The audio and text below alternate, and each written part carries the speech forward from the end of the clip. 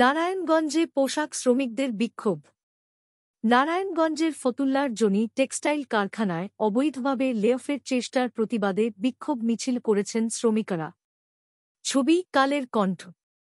নারায়ণগঞ্জের ফতুল্লার Johnny textile কারখানায় অবৈধভাবে লেঅফের চেষ্টার প্রতিবাদে বিক্ষোভ মিছিল করেছেন শ্রমিকেরা।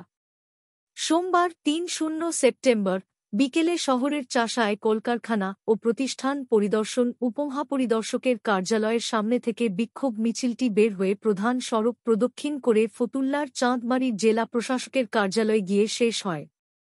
এ সময় শ্রমিকরা কারখানা মালিককে দ্রুত গ্রেপ্তার, অবৈধভাবে লেঅফ প্রত্যাহার এবং শ্রমিকদের বকেয়া বেতন দ্রুত পরিশোধের দাবি জানান।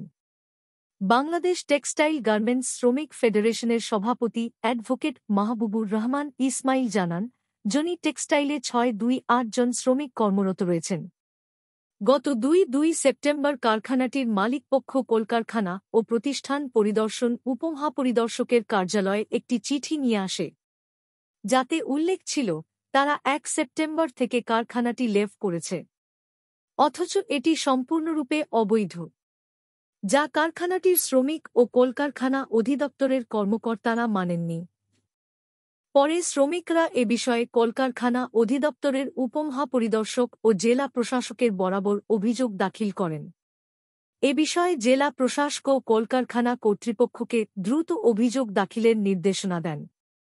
তিনি আরও জানান, এরপর ৩ সেপ্টেম্বর কলকারখানা অধিদপ্তর এ বিষয়ে শুনানিতে উপস্থিত থাকার জন্য প্রতিষ্ঠানটির মালিকপক্ষ ও শ্রমিকপক্ষকে নোটিশ প্রদান করেন। কিন্তু ওই শুনানিতে মালিকপক্ষ না এসে তারা আবারও অবৈধভাবে লেঅফ ঘোষণার চেষ্টা করেন। মালিকপক্ষের হয়ে একজন প্রতিনিধি এদিন অন্য একটি কাগজে ২ সেপ্টেম্বর থেকে লেঅফ করা হয়েছে সেটা লিখে আনে। এটিও সম্পূর্ণরূপে অবৈধ। মালিকপক্ষ শ্রম আইন মানেনি, জেলা প্রশাসকের নির্দেশনাও মানেনি। এতে কারখানাটির শ্রমিকরা বিক্ষুব্ধ হয়ে ওঠেন। পরে তারা বিক্ষোভ মিছিল বের করে জেলা প্রশাসকের কার্যালয়ে গিয়ে অবস্থান নেন। কলকারখানা ও প্রতিষ্ঠান পরিদর্শন উপমহাপরিদর্শক রাজীব চন্দ্র দাস জানান, কারখানাটির কর্তৃপক্ষ গত ২ সেপ্টেম্বর একটি চিঠি নিয়ে আসে, যাতে ১ সেপ্টেম্বর থেকে কারখানাটি লেঅফ করা হয়েছে বলে উল্লেখ ছিল, যা শ্রম আইনের বিধিবহির্ভূত। শ্রমিকদের অভিযোগের প্রেক্ষিতে সোমবার তাদের শুনানিতে ডাকা হলে মালিকপক্ষ কেউ আসেনি।